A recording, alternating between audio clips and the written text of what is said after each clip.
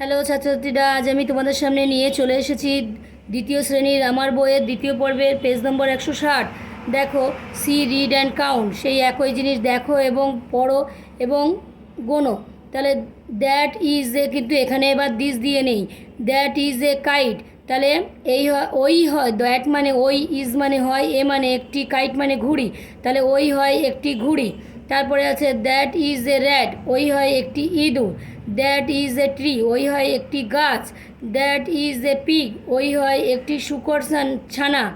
তারপরে দেখো, ওই দ্যাটের পরিবর্তে আগে যেমন ডিজের পরিবর্তে ডিজ একরকম বানান পড়েছিলাম, এবার দ্যাটের পরিবর্তে কি হচ্ছে, যখন একের অধিক থাকবে তাহলে দ্যাটের কি হচ্ছে, those, THOAC, those are two kites, মানে একের বেশি আছে তাই দোজ, THOAC, দোজ, এই দোজ হবে।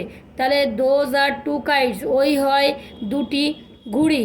তাহলে দোজ আর থ্রি র্যাটস, ওই হয় তিনটি ইঁদুর। তারপরে কি আছে, দোজ আর ফোর ট্রিজ, ওই হয় চারটি গাছ।